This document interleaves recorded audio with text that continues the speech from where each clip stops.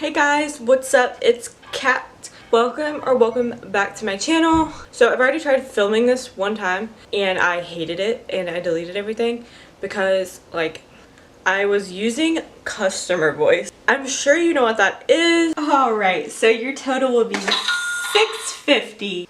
Oh no, you're gonna wanna insert that, not swipe. Oh no ma'am, insert that, not swipe.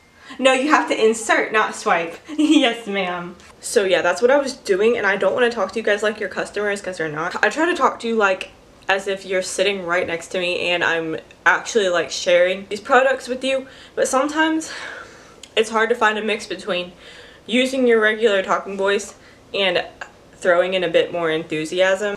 But you know, I'd rather be like more of my real self, which isn't super insanely bubbly and enthusiastic, than to literally sound like I'm about to scan your bag of potato chips. So, on to the video. Growing long hair is super important to me. I've wanted my hair long for so long, but I have a video on my hair journey, so if you watch that, you can see more of what I've been going through to get there, and I'll link that up there. But anyways, to me, I don't just want long hair, I want long healthy hair. And for someone with fine hair and not super thick, it has been a struggle. So I'm going to share with you today my 8 hair care essentials for not only growing long hair, but keeping it as healthy as possible as well. So Elvis decided to come and join me. So if you see a tail in the camera, or if you can see him, that is why. He is sitting on my lap. But anyways, so if you want to see my favorite products and items for growing long healthy hair, then keep on watching. My first and absolute favorite item that has really helped to prevent damage and just has been so gentle on my fine hair is this. I'm sure you've probably heard about it. This is a Tangle Teezer. It is a brush that is specifically designed to not rip the crap out of your hair. There are tall bristles and shorter bristles. I'll show a close-up of it. So there's no balls on the bristles, so they don't catch your hair and like rip it out. And they're very flexible, so they do a really good job of brushing through your hair while not just grabbing the hair and snapping it. Item number 2 is Moroccan Oil.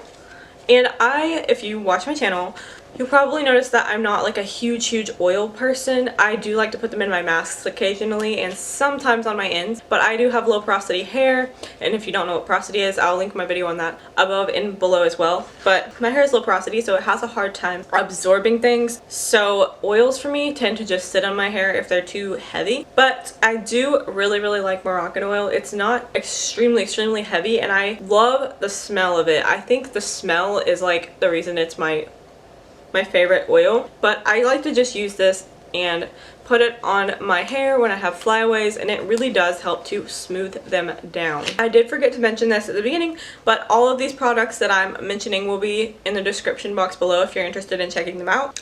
So the next thing is Garnier Fructis leave-in conditioner. And it doesn't necessarily have to be this one, but I do really like this one, and I can't really speak for others. I did just purchase 3 different ones because I have just recently found out that leave-in conditioner is what is perfect for my ends. My ends get dry very quickly. Usually they start to feel kind of dry on day 3 after washing my hair, while the rest of my hair still isn't even really dirty yet, so I don't want to wash my hair. So the best thing is to just put a little bit of this in your hand and smooth it through from about here down, and my hair absorbs it like that. Like, oils sit on top of my hair, but for some reason this leave-in conditioner gets soaked right up, and I guess it's because oils aren't for moisture. Oils are really to seal in moisture, but this is actually like helping to put moisture back into your hair, and that's what my ends need. The 4th item is a silk pillowcase. Can you hand me that? Oh sure, no problem. Thank you. So silk pillowcases or satin pillowcases are good for sleeping on at night because they allow your hair to glide across them rather than getting rubbed between your body and the pillow and causing friction and breakage. So this is a really great way to protect your hair while you're sleeping, because while we're sleeping we really can't control how much we toss and turn.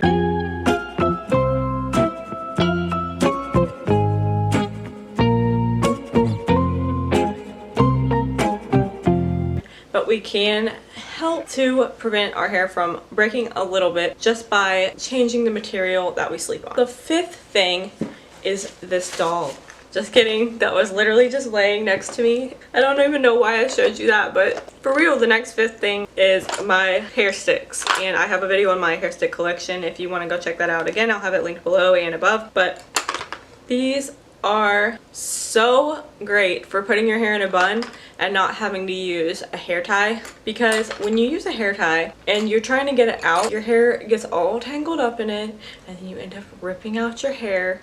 Yeah, hair sticks are actually just something I recently got into this year, and now I'm like obsessed with them. I think they're so beautiful. These are just some of my hair sticks, but like I said, you can go watch the video if you want to see all of them and if you want to see where I got them from. So the next thing is sort of along the same line. When you need to put your hair up, I will not ever use those normal black hair ties. I should not say never. There might be a time or two when I've literally only had those on me and I've needed my hair up, so I have used them.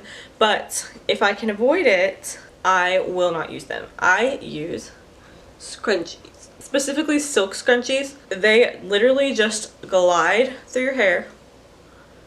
You don't rip anything out when you take them off, and they don't have that metal clip on them, so they don't snag your hair. It's really great that they're actually coming back into style now, because they were so popular in like the 90s and I guess early 2000s, and for a while nobody was wearing them, but everyone is wearing them again, and that's perfect timing because I would be wearing them even if they weren't back in style, because it protects my hair. So the next item is something that I use after I get out of the shower, and it is a silk bonnet, or I honestly don't know if this is called a scarf or a bonnet, whatever it is.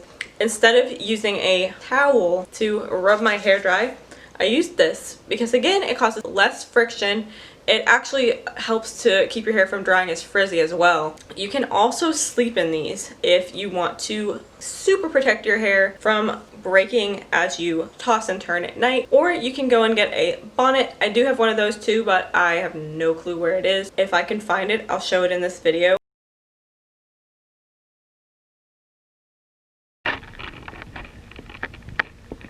But this is my favorite one because it's longer, and since my hair is longer, my hair is able to hang down in it and not be so squished, because again, that can cause a little bit of tangling, especially if you put your hair in it when it's wet. My last hair care essential is a pair of professional shears. Now, the only reason I have professional shears is because I'm in cosmetology school. I did want to purchase some anyways. The only reason I didn't is because I knew I was starting cosmetology school, so I went ahead and waited, and I got these in June, and they are so freaking sharp. You have to be careful not to cut yourself, but I use these for search and destroy. And if you don't know what search and destroy is, it's where you go in and you individually find the tiniest little splits on your hair and you just cut right above the split. That way you're not losing length, because there's no way you're going to cut all of the hairs on your head. So it's a really, really good way to keep those hairs from just breaking up your head and then snapping off halfway. And the reason I say to use professional shears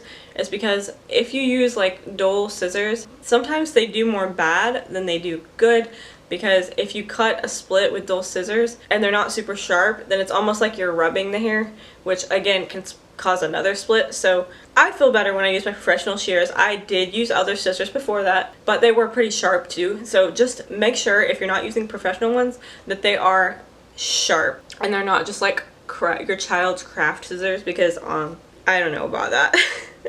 So those are all the items that I really, really like to use on my hair for my hair journey. There's probably others that I'm just not thinking of right now, but those are definitely things that I literally use on a weekly, sometimes daily basis. Thank you so much for watching. Again, like I said, all the products will be below if you want to go ahead and check them out. If you enjoyed this video, don't forget to like, comment, subscribe, and hit the notification bell so you can be notified when I post a new video. I post videos on Wednesdays and Saturdays, and I'm going to try to throw in an extra video here and there, maybe once a month. So I will see you all for my next video. Bye guys!